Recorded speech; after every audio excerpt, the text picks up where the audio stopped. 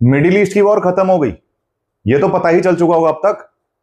देखो भाई, कल सब पॉपकॉर्न लेके बैठे थे कि ट्रम्प भाई अब सिविलाइजेशन खत्म ही कर देंगे ईरान में, इतने बम मारेंगे, इतने बम मारेंगे कि ईरान धुआं धुआं हो जाएगा। लेकिन हुआ क्या? 2 हफ्ते का युद्ध विराम, एक टेम्पररी सीज फायर जो 24 घंटे भी नहीं चली। मतलब इतनी बड़ी न्यूज बनी, इतना बड़ा शोर मचा के इतने ट्वीट्स हुए। यूएस का प्रेसिडेंट ट्वीट कर रहा है कि अगर तुमने मेरी बात नहीं मानी तो इतने बम मारूंगा तुम में कि ईरान एग्जिस्ट करना बंद कर जाएगा, ईरान का नामो निशान मिट जाएगा इस धरती पे से।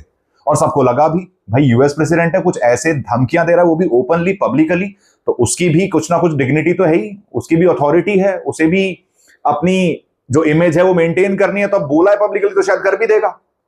तो कल सुबह तक सब ये इंतजार कर रहे थे कि यार कुछ ना कुछ तो ट्रंप बड़ा करने वाला है, और बड़ा हुआ भी। लेकिन वो बड़ा क्या हुआ?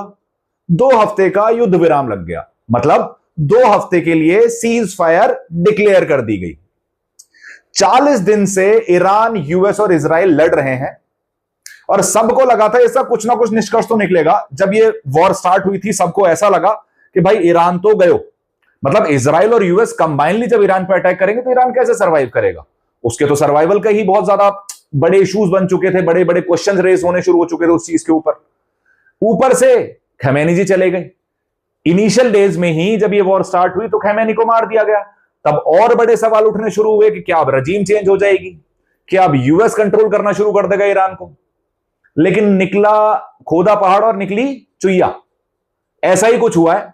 और ये जो इतने बड़े बड़े बयान दिए थे ट्रंप ने, उसका भी कोई आउटकम नहीं निकला।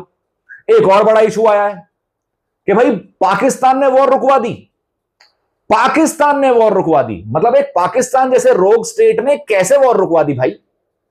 देखो, मेरा नाम है सुमित त्यागी एंड वेलकम टू अर्थ नीति। आज मैं आपसे डिस्कस करने वाला हूं कि ये जो सीज फायर हुई है 2 हफ्तों के लिए, जो 2 वीक्स की सीज फायर डिक्लेयर की गई है, जो 24 घंटे भी नहीं चली, वैसे ये एक ऐसी पिक्चर चल रही है जिसका क्लाइमेक्स ही नहीं पता भाई, किसी को पता नहीं आगे क्या होने वाला है। बोलते कुछ है, होता कुछ है। सारे जियोपॉलिटिकल एक्सपर्ट्स इस टाइम सर गुजा रहे हैं अपना कि भाई हो क्या रहा है ये।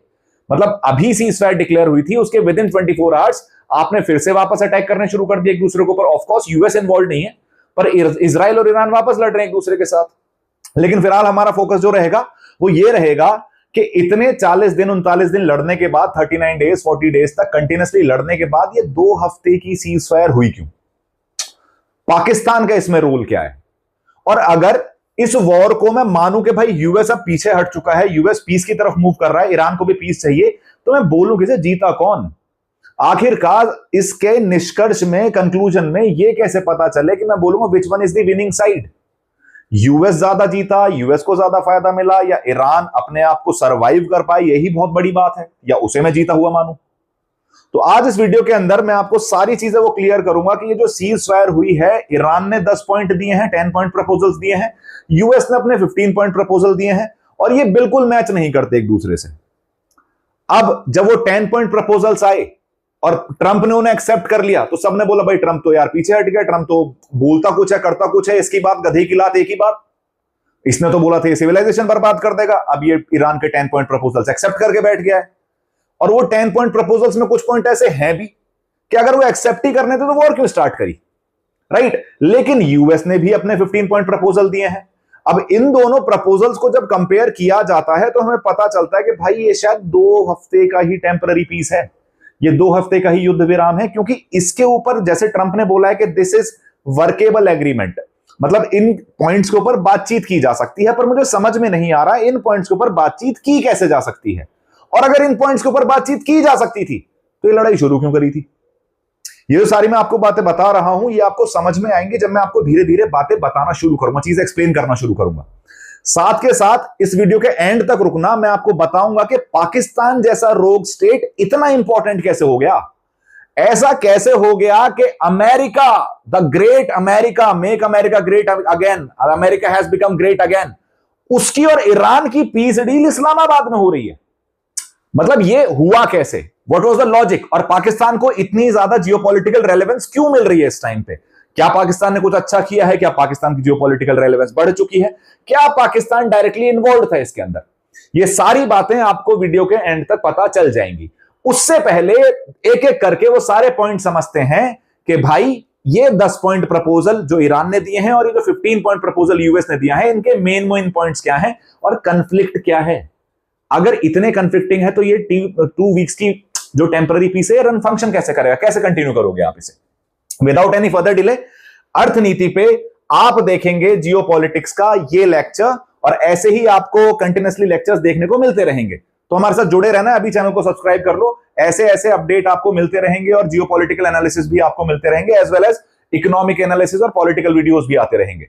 देखो, सबसे पहले हम ये डिस्कस करने वाले हैं कि जो यूएस ईरान की सीज फायर हुई है, इसका मुद्दा क्या है, कौन कौन से पॉइंट हैं, ये कॉन्ट्राडिक्शंस क्या क्या हैं, ये दिखावा है, हाथी के दांत दिखाने कुछ और खाने को कुछ और, या फिर सच में इसमें कुछ सबस्टेटा है, कुछ ग्रेविटी है इस बात में, ये जो टेम्पररी पीस की बात चल रही है, या फिर ये सब धोखाधड़ी है, पागल बनाया जा रहा है, आंखों में धूल झोंकी जा रही है दुनिया के।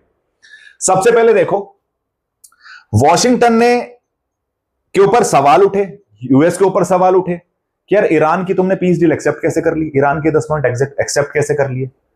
तो यूएस बोल रहा देखो जी मैं जीत गया, मैंने स्ट्रेट ऑफ हॉर्मस खुलवा दिया। ईरान कह रहा है देखो मैंने अपने 10 पॉइंट के बेसिस पे यूएस को मतलब मैं यूएस को पीस टेबल पे लेके आ गया। अब तुम खुद सोचो, यूएस के हिसाब से यूएस जीत गया क्योंकि उसने स्ट्रेट ऑफ हॉर्मस खुलवा दिया, ईरान के हिसाब से ईरान जीत गया क्योंकि ईरान बर्बाद होने से बचा, वो सरवाइव कर गया, और दूसरी बात यूएस को वो पीस टेबल पर लाने पे बेसिकली सक्षम रहा। लेकिन अब मेरा एक सवाल है, आपका भी ये सवाल होगा, भाई स्ट्रेट ऑफ हॉर्मस तो वॉर से पहले भी खुला हुआ था ना, तो तूने किसी चीज को बंद करवाया, उसके बाद फिर वापस खुलवा दिया और तू बोल रहा तू जीत गया। जो जो पॉइंट्स थे इस वॉर में वो क्या थे, न्यूक्लियर पर्सपेक्टिव था कि किसी भी तरीके से ईरान को न्यूक्लियर नहीं बनने देना, क्योंकि वो इजराइल के एग्जिस्टेंस के लिए सवाल उठा देता है, एग्जिस्टेंशियल थ्रेट है इजराइल के लिए ईरान के पास अगर न्यूक्लियर वेपन आ जाता है तो। रजीम चेंज का एस्पेक्ट था, तुम्हें लगा तुमने खैमेनी को मार दिया है तो तुम रजीम चेंज कर दोगे। आज की डेट में तुम बोल रहे हो कि नई वाली रजीम जो है ये काफी बेहतर है, ये लेस रेडिकलाइज्ड है, ये ज्यादा समझदार है। ये ट्रंप के स्टेटमेंट से मैं नहीं बोल रहा। और ईरान के अंदर जो रजीम है भाई, एक खमेनी गया दूसरा खमेनी आ गया। ईरान की रजीम तो एक हाइड्रा है, एक सर काटोगे दूसरा सर उठ जाएगा, और हो सकता है तो दूसरा सर उठे वो पहले वाले से ज्यादा खतरनाक हो। तो तुम ये बोल के कि स्ट्रेट ऑफ हॉर्मस मैंने खुलवा दिया और मैं जीत गया यूएस क्योंकि ऑयल प्राइस नीचे चले गए, स्टॉक्स वापस राइज कर गए इस पीस डील के बाद, तो यूएस का लोग रहा है वो जीत गया। ईरान बोल रहा है कि भाई देखो ऐसा है कि ये मेरे को बर्बाद करने की बात कर रहा था, देखो मेरे से पीस की बात कर रहा है। अब आप डिसाइड करो, मुझे कमेंट में बताना आपके हिसाब से कौन जीता, ईरान का पलड़ा भारी है इसमें, या फिर ट्रंप जैसे बड़बोले इंसान जैसे वो हमेशा से रहे हैं अभी भी वो बड़बोलापना ही कर रहे हैं, या फिर फ्यूचर में यूएस कुछ कमबैक मारेगा इस चीज में। इस पीस डील का फ्यूचर तो मुझे नहीं दिखता है अभी फिलहाल के लिए, लेकिन क्या ये खत्म हो चुकी है वॉर, या टेम्पररी पीस नहीं सस्टेन कर पाएगा, या फिर लड़ाई आगे होती रहेगी। खैर, दोनों को फिलहाल जीता हुआ मानते हैं कि ट्रंप अपनी दुनिया में खुश है, अपने लाला लैंड में खुश है, ईरान अपने लाला लैंड में खुश है कि भाई मैं जीत गया। अब इनके 15 पॉइंट प्रपोजल और जो बाकी प्रपोजल्स आपको देखने हैं जिनके बारे में मुझे डिस्कस करना है, जो कॉन्ट्रडिक्शंस डिस्कस करना है, वो उनकी बात करते हैं। सबसे पहला जो पॉइंट है वो है स्ट्रेट ऑफ हॉर्मस का। जैसे मैंने बोला, ट्रंप ने बोला कि देखो जी मैंने स्ट्रेट ऑफ हॉर्मस खुलवा दिया, अब मैं इसे रेगुलेट करूंगा। हो सकता है ट्रंप अगले साल इस बात पे नोबेल पीस प्राइज भी मांगना शुरू कर दे। देखो जी, पॉपा ने वॉर रुकवा दी, ट्रंप ने वॉर रुकवा दी, खुद की करी हुई वॉर ट्रंप ने ही रुकवा दी। जो स्ट्रेट ऑफ हॉर्मस पहले से खुला हुआ था उसे बंद करा और वापस खुलवा दिया। देखो मैंने कितना बढ़िया काम करा। तो ट्रंप के हिसाब से स्ट्रेट ऑफ हॉर्मस वापस खुल गया है, तो उसने बहुत बड़ा अचीवमेंट हो चुका है। लेकिन दोनों की डिमांड्स में अभी भी डिफरेंस है। जो ईरान के प्रपोजल्स आए हैं और जो वॉशिंगटन के प्रपोजल आए हैं, उन दोनों में डिफरेंस देखने को मिलता है। क्या डिफरेंस देखने को मिलता है? सबसे पहली चीज, यूनाइटेड स्टेट्स डिमांड करता है कि इस वाटरवे के थ्रू, स्ट्रेट ऑफ हॉर्मस के थ्रू, स्ट्रेट ऑफ हॉर्मस जहां से दुनिया का 1/5 ग्लोबल ऑयल पास करता है, मतलब 1/5 ऑयल पास करता है, और भारत के लिए भी बहुत इंपॉर्टेंट है। भारत के लिए एलपीजी सप्लाई, भारत की ग्लोबल ऑयल सप्लाई, जो भारत की ऑयल सप्लाई है, वो भी कहीं ना कहीं आपको कहां से आती हुई दिखती है? स्ट्रेट ऑफ हॉर्मस पर काफी ज्यादा डिपेंडेंट दिखती है। ऑयल को तो हमने फिर भी डाइवर्सिफाई कर लिया इंडियन पर्सपेक्टिव से, लेकिन एलपीजी के लिए अभी भी हम स्ट्रेट ऑफ हॉर्मस पर काफी ज्यादा डिपेंडेंट हैं। हमारी अच्छी बात यह है कि भाई अपन सबके दोस्त हैं, तो जिस टाइम पे लड़ाई चल रही थी इंडियन कंटेनर्स को फिर भी वहां से पास होने दिया जा रहा था, लेकिन बाकी दुनिया सफर कर रही थी, जिसकी वजह से ग्लोबल इकोनॉमी को एक बहुत बड़ा झटका लगा था। अब ट्रंप ने इनिशियली बोला था कि स्ट्रेट ऑफ हॉर्मस से कोई लेना देना नहीं है यूएस का, स्ट्रेट ऑफ हॉर्मस से ना यूएस ने कभी तेल लिया है और ना कभी फ्यूचर में लेगा, उसे जरूरत ही नहीं, उनके पास तो वेनेजुएला है। ट्रंप का स्टेटमेंट था ये। ट्रंप ने ये तक कह दिया भाई जिस जिसको वहां से जरूरत है वो अपने आप जाके खुलवा ले स्ट्रेट ऑफ हॉर्मस को। लेकिन 4 दिन से ट्रंप गालियां दे रहा है ईरान को कि स्ट्रेट ऑफ हॉर्मस खोल दे नहीं तो तुझे बर्बाद कर दूंगा।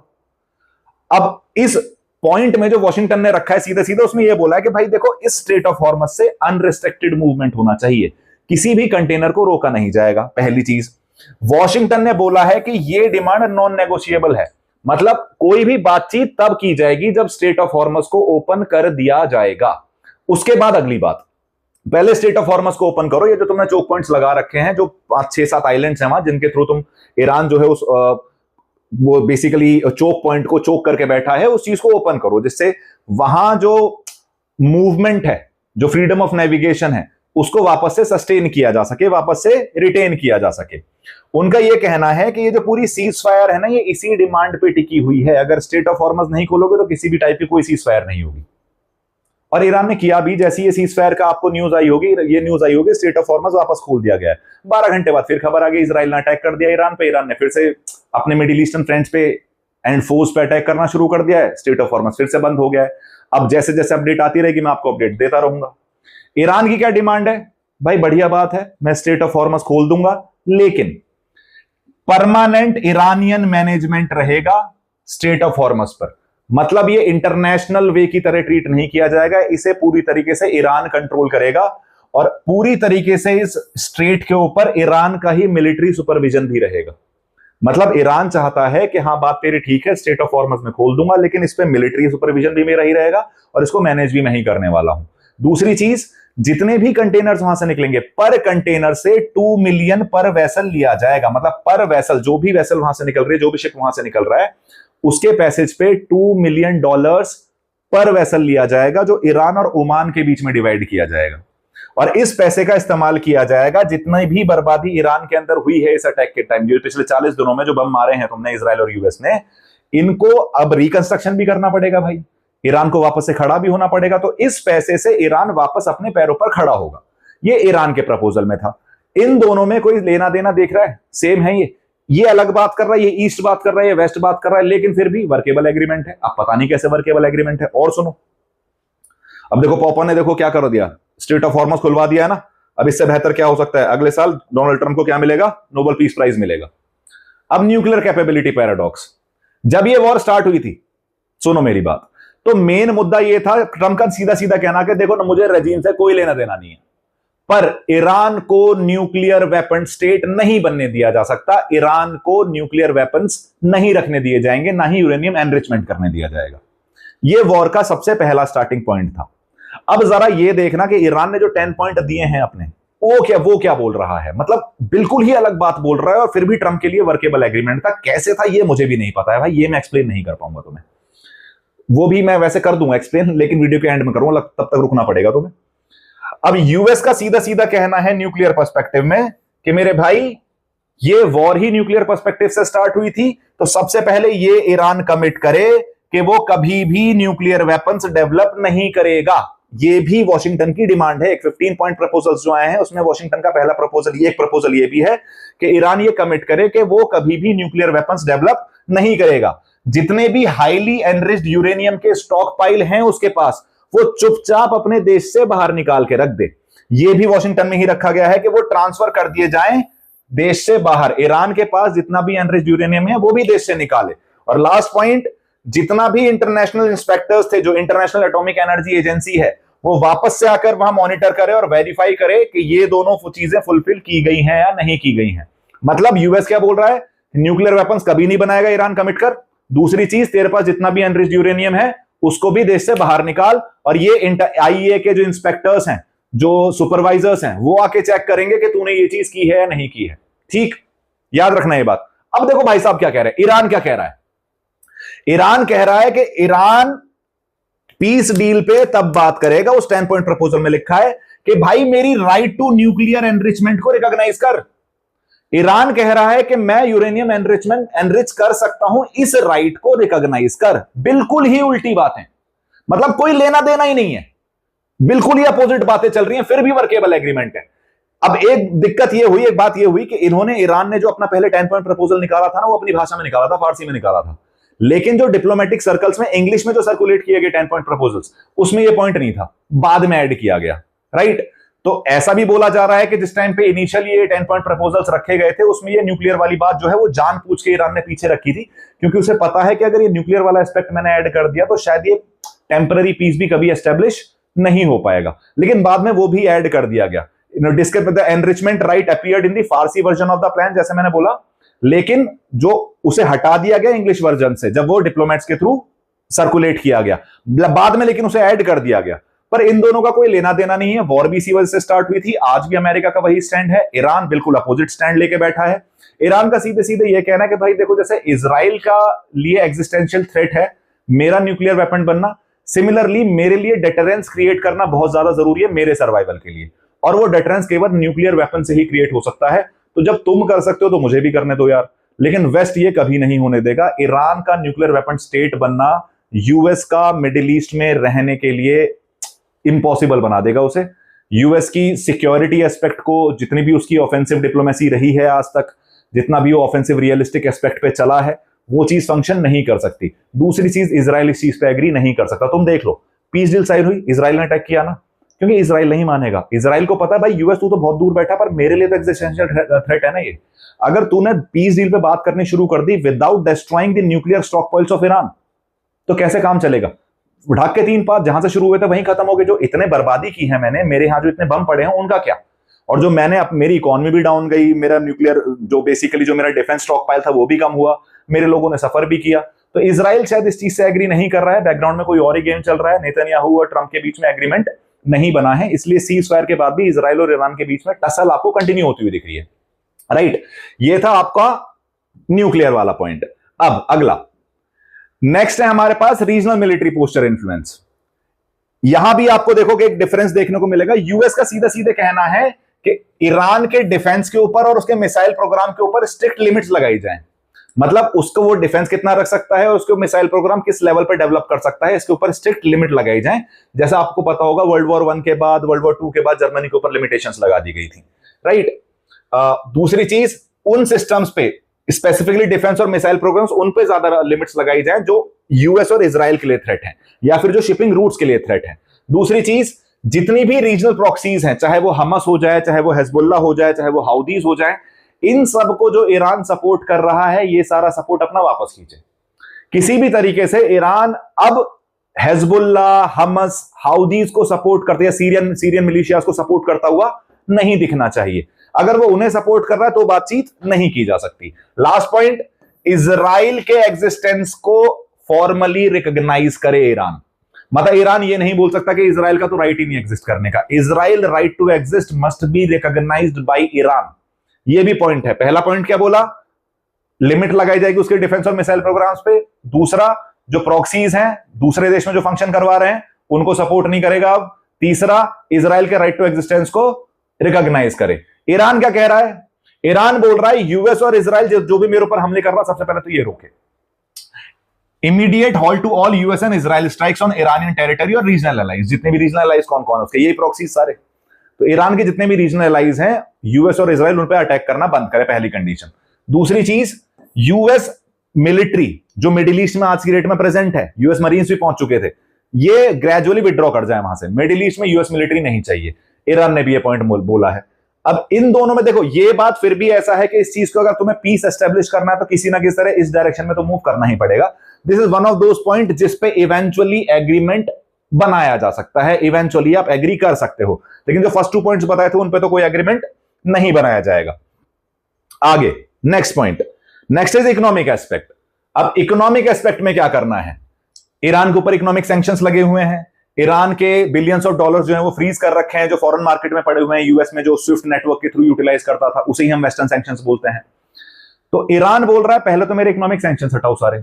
यूएस बोल रहा है ना, अभी कोई वॉर थोड़ी खत्म हो गई है, उस इकोनॉमिक सैंक्शंस को तो मैं लॉन्ग टर्म सॉल्यूशंस के लिए लेवरेज की तरह यूज कर सकता हूं। तो यहां भी बीच में क्या आ रही है? यहां भी टसल है, यहां भी एग्रीमेंट बनता हुआ नहीं दिख रहा है। यूएस क्या बोल रहा है? यूएस सीधे सीधे बोल रहा है कि भाई जो करंट इकोनॉमिक प्रेशर है वो तो हम मेंटेन करके रखेंगे। दूसरी चीज, एक डेफिनेटिव एग्रीमेंट चाहिए लॉन्ग टर्म पीस के लिए मिडिल ईस्ट के अंदर, जो करंट मिलिट्री लेवरेज के थ्रू बनाया जा सकता है। मतलब यूएस बोल रहा है मिडिल ईस्ट में पीस एस्टेब्लिश करने की जिम्मेदारी कौन लेगा? यूएस लेगा।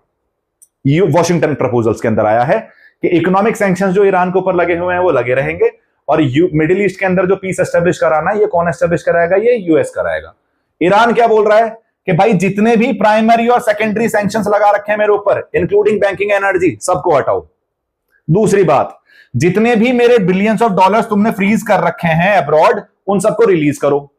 तीसरी बात, जो यूएस नहीं चाहिए मुझे, अगर मिडिल ईस्ट में पीस भी एग्जिस्ट कराना है तो ईरान बोल रहा है यूएस नहीं कराएगा, वो एक यूएन सिक्योरिटी रिजोल्यूशन के थ्रू होना चाहिए। वो मतलब एक इंटरनेशनल ऑर्गेनाइजेशन में जाएंगे, वहां डिस्कशन होगा और तब जाके कंक्लूजन निकलेगा। यूएस के हाथ में नहीं छोड़ सकता मैं चीजें। तो यहां बोल रहे हैं सैंक्शंस नहीं हटाए जाएंगे, ये बोल रहे हैं भाई सैंक्शंस हटा और मेरे पैसे रिलीज कर। तीसरी बात, तू नहीं कराएगा मिडिल ईस्ट में peace establish, UN security council के रिजोल्यूशन के थ्रू होगा। यूएस बोल रहा है मिडिल ईस्ट में पीस एस्टेब्लिश मैं कराऊंगा, और जो मेरा मिलिट्री प्रेजेंस है उसको मैं लेवरेज की तरह यूज करूंगा इस चीज में। यहां भी एग्रीमेंट नहीं है, यहां भी दोनों एक दूसरे के अगेंस्ट जाते हुए दिख रहे हैं। अब पता चलेगा धीरे धीरे। देखो भाई, एक ऐसी पिक्चर चल रही है जिसका क्लाइमेक्स नहीं पता है मुझे भी कि क्या होने वाला है। इवेंचुअली तो देखो सारी वॉर खत्म होती ही है, और बहुत ज्यादा चेंजेस भी नहीं देखने को मिलेंगे आपको। जो अभी जो लीडरशिप देखने को मिल रही है ईरान में वही कंटिन्यू होती हुई दिखेगी। न्यूक्लियर वाले एस्पेक्ट पे क्या होगा, अब ये वॉर कितनी खिंचने वाली है, किस लेवल पर खिंचने वाली है, इससे ज्यादा एस्केलेशन होगा नहीं होगा, वो विद टाइम पता चल सकता है आपको। लेकिन जो अभी कल हुआ उससे ये तो पता चल चुका है कि ट्रंप चाचा नहीं चाहते हैं कि ये वॉर बहुत ज्यादा लंबे टाइम तक खिंचे। कारण मैं आपको बता दूंगा, क्योंकि उन्हें पता चल चुका है कि केवल ईरान को खत्म कर देने से या ईरान को पूरी तरीके से तबाह कर देने से फ्यूचर प्रॉब्लम्स खत्म नहीं हो जाएंगी। क्यों नहीं होंगी वो भी आगे बात करूंगा मैं वीडियो में। ये वो सारी चीजें हैं जो यूएस 15 पॉइंट प्लान की बात थी और जो ईरान के 10 पॉइंट प्लान की बात थी, जो मैंने बात करी। स्टेट ऑफ हॉर्मस पे क्या कहना दोनों का, ये बोल रहे हैं ओपन और अनरिस्ट्रिक्टेड रहना चाहिए। ये बोल रहे हैं कि भाई ईरान मिलिट्री मैनेज करेगी, 2 मिलियन टोल लेंगे पर शिप, ओमान के साथ भी शेयर कर लेंगे और ईरान को वापस रीडेवलप या रिकंस्ट्रक्ट करने में यूटिलाइज करेंगे। न्यूक्लियर प्रोग्राम कंप्लीट बैन हो जाना चाहिए, यूरेन एनरिच्ड यूरेनियम को हैंड ओवर कर दो और इंस्पेक्शन होगा। इनका बोल रहा नहीं यार, यूरेनियम एनरिचमेंट की राइट को रिकॉग्नाइज करो मेरा। तीसरा, रीजनल मिलिट्री, ये बोल रहे हैं प्रॉक्सी सपोर्ट को एबॉलिश करो, खत्म करो और इजराइल को रिकॉग्नाइज करो। इनका ये कहना है कि सारे अटैक रोको और यूएस की जितनी भी मिलिट्री है मिडिल ईस्ट में से वो सारी वापस भेजो। इकोनॉमिक से सीधा है कि भाई जो चल रहा है वही चलता रहेगा, वो लेवरेज की तरह यूटिलाइज किए जाएंगे सैंक्शंस को इकोनॉमिक पर्सपेक्टिव में। ईरान कह रहा सारे सैंक्शंस खत्म करो, बैंकिंग और एनर्जी से रिलेटेड, और जितने भी आपको बेसिकली मेरे बिलियंस ऑफ डॉलर जो तुमने फ्रीज कर रखे हैं बाहर, उनको भी खत्म करो, उनको वापस दो मेरे।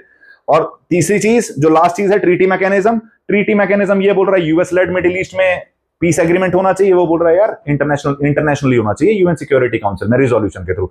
ये बात ईरान की ठीक भी है। यूएस है कौन भाई?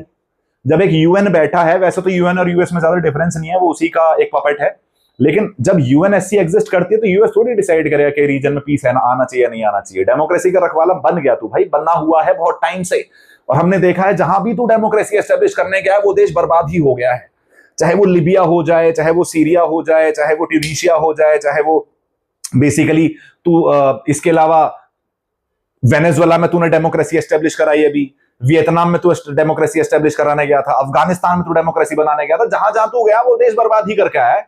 तो यूएस से करवाना क्यों है? यूएनएससी एग्जिस्ट करती है ना, उससे करवा लेंगे रिजोल्यूशन हम। तो ईरान में ये जो लास्ट पॉइंट है, ईरान काफी हद तक सही बोल रहा है इस चीज के लिए कि यूएस कहीं ना कहीं यहां अपने डोमिनेशन दिखाने की कोशिश कर रहा है, पर यूएस को यह भी समझने की जरूरत है कि this is not 1991, this is not 1995, this is not early 2000s, ये 2026 चल रहा है भाई। मल्टीपोलरिज्म की तरफ मूव कर चुके हो, और यूरोप भी तेरे को वैसा सपोर्ट नहीं कर रहा आज की डेट में जैसे पहले करता था।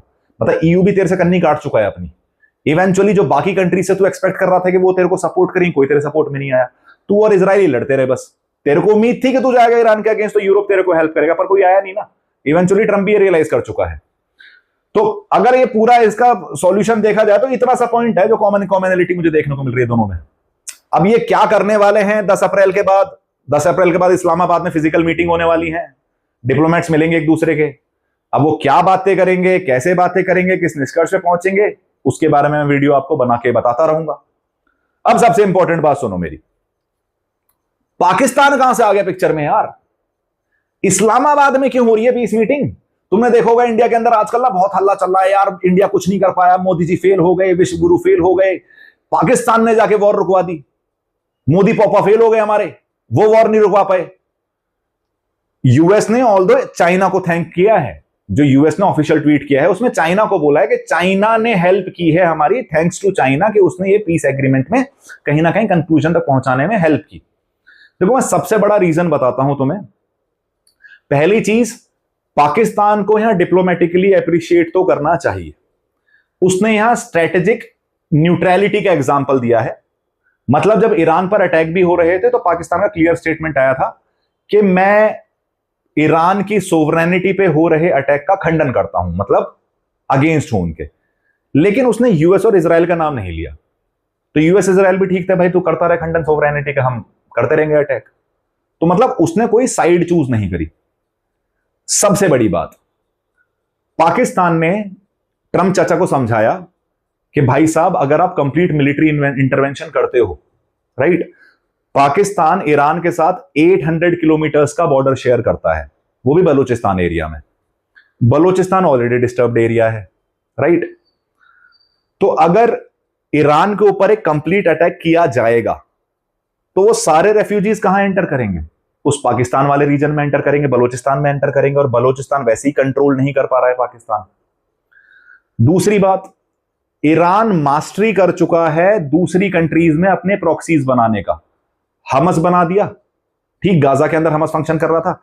1980s में लेबनान के अंदर हिजबुल्लाह बना दिया, हाउदीज बना दिए वहां यमन के अंदर, सीरियन मिलिशिया खड़ा कर दिया सीरिया के अंदर।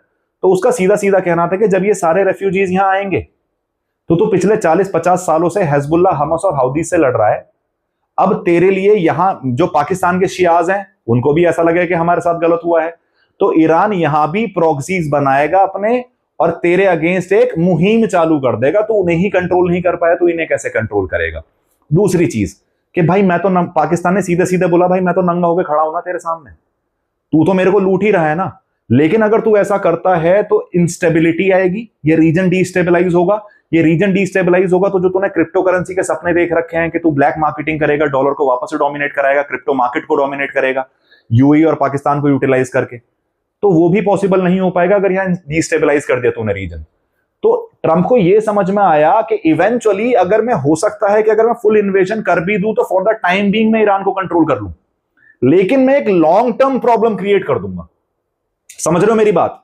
इसलिए पाकिस्तान को इस तरीके से यूटिलाइज किया गया है। पाकिस्तान बिल्कुल एक नेबरिंग कंट्री है ईरान के साथ, ऑलरेडी अफगानिस्तान के साथ उसके इशू चल रहे हैं, इंडिया के साथ उसके इशू चल ही रहे हैं पिछले 80 सालों से। तो वो नहीं चाहता कि थर्ड फ्रंट में भी इश्यूज क्रिएट होने शुरू हो जाए। और वो पाकिस्तान जो वॉर ब्रोकरिंग बिजनेस में इन्वॉल्व है, जो एक पपेट की तरह काम करता है, एक रोग स्टेट की तरह काम करता है, तो यूएस को सीधे सीधे उसने समझाया कि भाई साहब मेरे लिए तो दिक्कत होगी, लेकिन अगर मेरे लिए दिक्कत हुई तो तेरे लिए भी दिक्कत होगी। हो सकता है तो ईरान सॉल्व कर ले, लेकिन तेरे लिए एक नई प्रॉब्लम खड़ी हो जाएगी। तो पाकिस्तान जियोपॉलिटिकली रेलेवेंट नहीं है, पाकिस्तान इस मोमेंट में रेलेवेंट है। क्यों? क्योंकि अगर ये ईरान के साथ कुछ गलत होता है तो इवेंचुअली यूएस इंटरेस्ट भी हर्ट होंगे इस रीजन के अंदर, क्योंकि पाकिस्तान के अंदर और ज्यादा इंस्टेबिलिटी आपको होती हुई दिख सकती है। अब आप बोलोगे और कितनी इंस्टेबिलिटी लोगे भाई? बलूचिस्तान में इंस्टेबिलिटी है, गिलगित बल्तिस्तान में इंस्टेबिलिटी है, खैबर पख्तूनख्वा वैसे ही मरे पड़े हैं, वहां तालिबान ने बम मार रखे हैं इनके ऊपर, और कितनी इंस्टेबिलिटी? तुम सोचो, ऑलरेडी इतनी इंस्टेबिलिटी है और ज्यादा आगे और ज्यादा डिस्टेबलाइज रीजन हो गया तो यूएस के इंटरेस्ट भी हर्ट हो सकते हैं। और तुमने थोड़ा टाइम पहले सुना ही होगा न्यूज, यूएस ने क्रिप्टो करेंसीज के लिए इलीगल मार्केट, ब्लैक मार्केटिंग के लिए, या ब्लैक मार्केट जो है क्रिप्टो करेंसी का, उसके लिए पाकिस्तान को यूज करा, और पाकिस्तान ने पूरी तरीके से नंगा होकर बेच दिया खुद को। ले भाई जो लेना तू वो ले ले, राइट? मतलब गलत मत समझना, मतलब बेसिकली। लेकिन क्रिप्टो करेंसीज वाले एस्पेक्ट में आपको पाकिस्तान का रोल एक मेजर देखने को मिलता है यूएस पर्सपेक्टिव से। तो यूएस नहीं चाहता था कि डिस्टेबलाइज हो रीजन, और इसलिए इस्लामाबाद एक मेजर रोल प्ले कर रहा है। और कहीं ना कहीं स्ट्रेटेजिक न्यूट्रलिटी मेंटेन करके पाकिस्तान ने यह दिखाया है कि हाँ, एक रोग स्टेट भी कभी कभी बोलते हैं ना कि थोता चना भी घना बाज सकता है। हम वैसे जनरली बोलते हैं थोता चना बाजा घना, लेकिन इस केस में थोता चना घना बाज गया है, right? This was all about these 15 proposals, और मैंने आपको मेन पॉइंट समझा दिए हैं क्या क्या है इसके अंदर, और किस वजह से ये टेम्पररी एग्रीमेंट जो है वो वैसे भी फेल होता हुआ ही दिख रहा है, और वो 12 घंटे के अंदर वैसे भी वापस वॉर स्टार्ट हो चुकी है। ऑल्दो यूएस इन्वॉल्व नहीं हुआ है वापस, लेकिन अभी जो बॉम्बिंग्स हैं या जो अटैक्स हैं वो तो नहीं रुके हैं, और स्टेट ऑफ हॉर्मज़ वापस बंद भी कर दिया गया है। जैसे जैसे ये अपडेट आती रहेंगी, जो यूपीएससी रेलेवेंट चीजें हैं, जो जियोपॉलिटिकली आपको समझने की जरूरत है, वैसे वैसे मैं आपके सामने नई नई अपडेट्स लेके आता रहूंगा। जुड़े रहिए हमारे साथ अर्थनीति पे, चैनल को सब्सक्राइब कर लेना और नोटिफिकेशन भी ऑन कर लेना, जिससे अगर आज जैसे ही मैं कोई नेक्स्ट वीडियो डालूं इससे रिलेटेड तो आप तक पहुंच जाए। Thank you so much guys, मेरा नाम है सुमित त्यागी, हैव अ गुड डे।